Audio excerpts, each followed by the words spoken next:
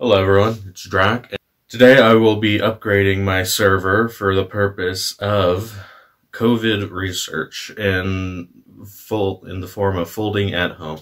For those of you who do not know what that is, basically you download an app on your computer, it runs on the background, and it runs protein folding simulations. The specifics of it are a bit complicated. I'll link some stuff in the description and you can check it out. That is outside of my area of expertise, but what I do know is computers. And so, what I have here is a PowerEdge T710, which I got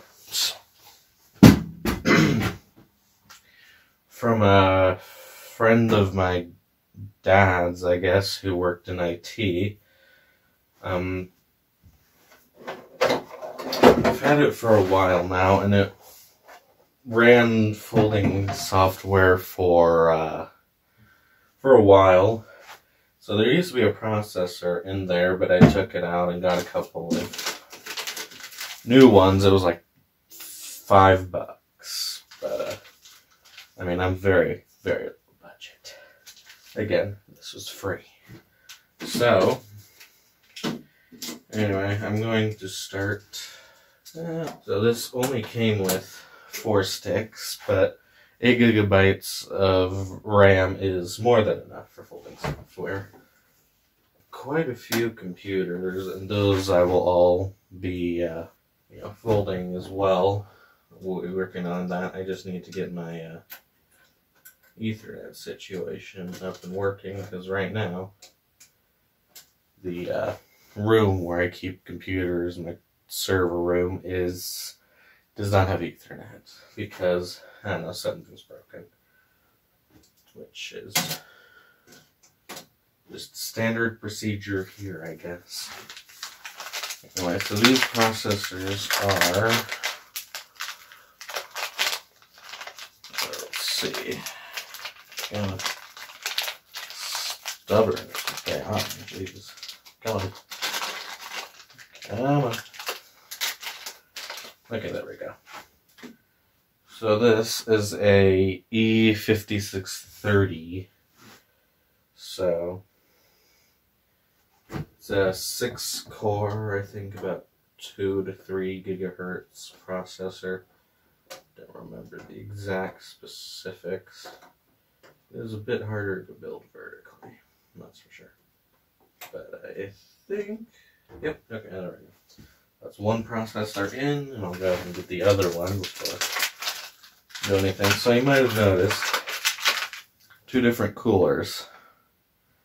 This is the one that came with it. It's a nice tower cooler. This one, that's where the problems start, because I looked up the socket these go in, and then I bought a cooler for the socket, which in theory you'd think would be fine, but as it turns out, no, because this does not actually fit in there, and you'll see soon enough. It's pretty bad. So this one will be easy.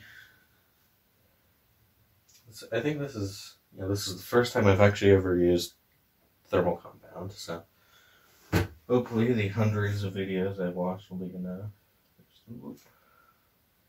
Should be enough. In theory, I've already cleaned the thermal compound off of these. This came with thermal compound, but kind of felt like using that, which is incredibly tiny. Alright, so fit that right in there. You can see everything aligns perfectly. And that's a nice tight fit, plenty of pressure. It's not the same story for the other socket. As you can see, that's longer than shorter. This, however, does not fit anyway. It's too short at the top to even fit in screws. It's too tall up and down. So going to take some creativity because, well, I could afford a new tower cooler. It would not arrive in like forever, and also it's like $30. Like, it's expensive. I don't have that much money. Well, I do, but barely. Anyway. And of course, this is the channel of janky solutions, so I'll just figure out something that works to an extent that is functional. So, luckily, it is closer. This is right by the fans, which can really ramp up. So, I'm actually not too worried about this being insufficient for cooling. If anything, this is overkill, but it's also further away, so whatever. But I do want the fins to be facing that so that it does get airflow. And it's the same. It's a square.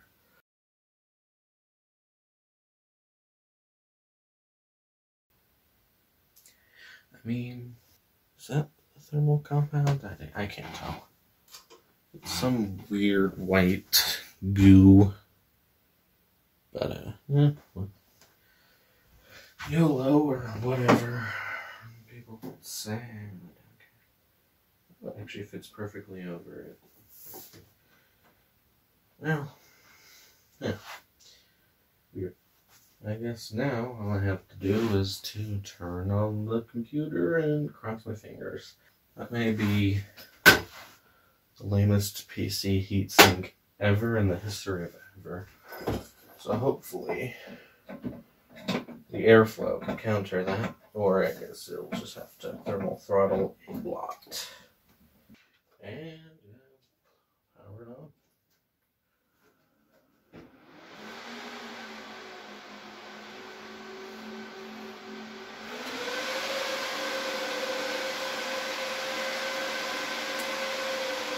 It's pretty loud.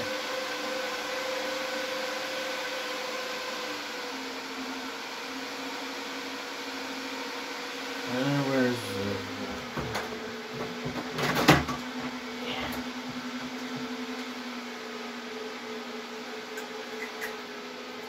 So this one is perfectly fine. That up to like 30C and rising. So right now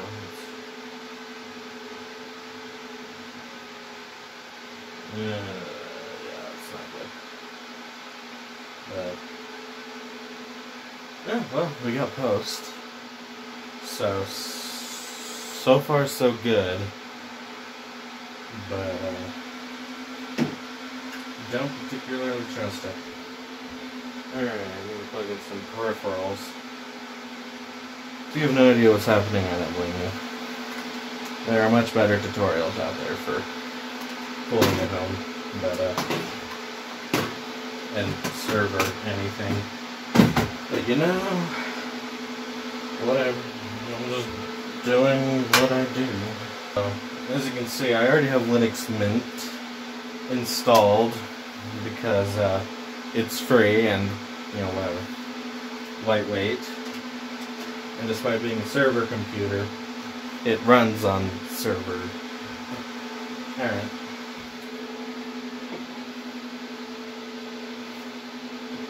I'm not complaining. Okay. Let's see if that, there we go.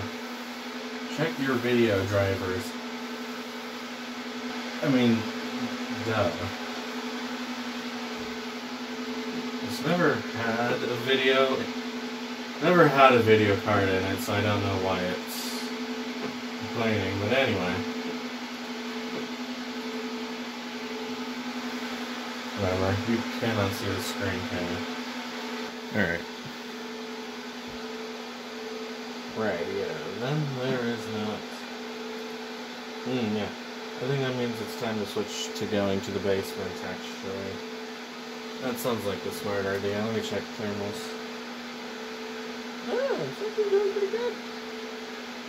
It actually works. Yeah.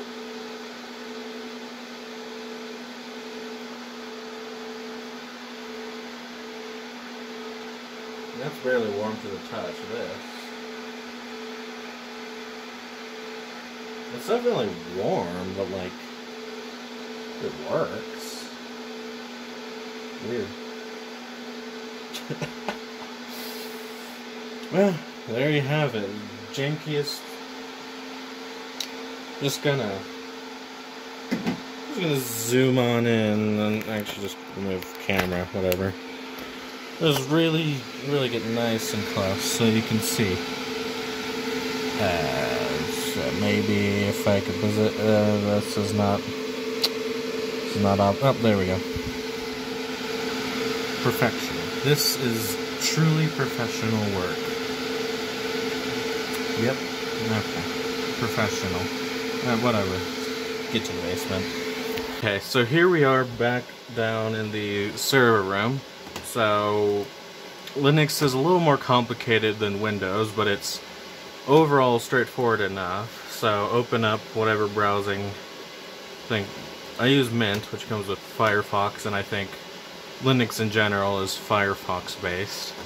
So now you type in folding at home, open up the website, click on start folding now, and download. You'll see a little penguin, that's Linux. And so there's a couple of options here. We are on Debian, Linux Mint, or oh actually, yeah. Mint is based on Debian, so sometimes it's counted as something else, sometimes it's not. So if you do choose Linux Mint, just, you know, keep in mind it's Debian. But anyway, so we're actually going to have to download all three of us separately. Alright, open with package installer, done. Just click on that one, package installer. Alright, install package. All dependencies are satisfied. So it'll probably, yeah, authentication, of course. So yeah.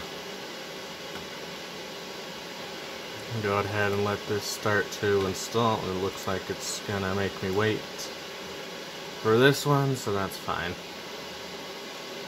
I will just skip ahead till when it's done.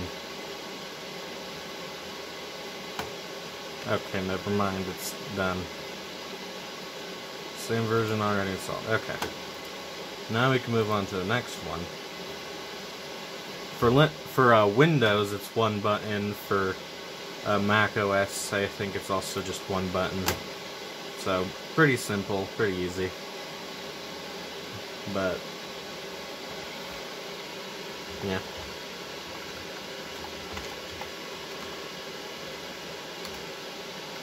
All dependencies satisfied. Alright, and then there's one final one, which is the viewer. This one's optional. It just allows you to see what's happening, and it's like a weird protein. I'll show you. It's interesting. So anyway, install package as per usual. And authenticate. Yep.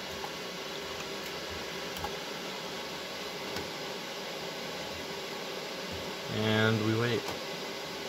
But not very long, apparently. Alright, nice. So now we go ahead and exit. There we go. We exit out of that.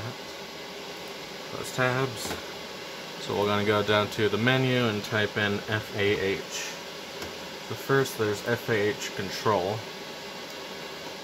And this shows, you know, this gives you control over what's happening. So you can, you know, if you don't want to use too much power, you can use light, and it'll, well, be light.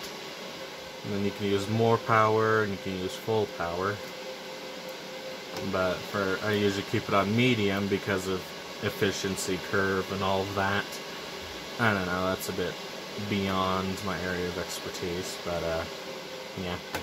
Anyway, and you just kind of And you press start once you get something, and you won't always get something because your computer has to be assigned an assignment, basically. So, yeah, but you just click start, it does everything automatically, and if you want to see what's happening, you can go ahead and open up FAH Viewer, and it'll open up this, which should eventually, there we go. And you can see giant protein running at 0.5 frames per second, and it just runs, and that's what's happening. I have no idea what it means, but that is what is happening. And so, yeah, that's that. I'll be doing a separate tutorial on installing Linux and Linux stuff eventually, when I have the motivation and time to do so. I've actually got two computers there that I'll be installing it on, which are a couple of Dell, I think, Optiplex 980s. So, like 2010, decent enough computers, but just let it run. It's pretty loud, but it's in a closed room, so it's fine. And I hope you enjoyed. If you learned something new, feel free to drop a like. If you felt this was pointless, dislike. If you want to see more content, go ahead and subscribe. And have a nice day.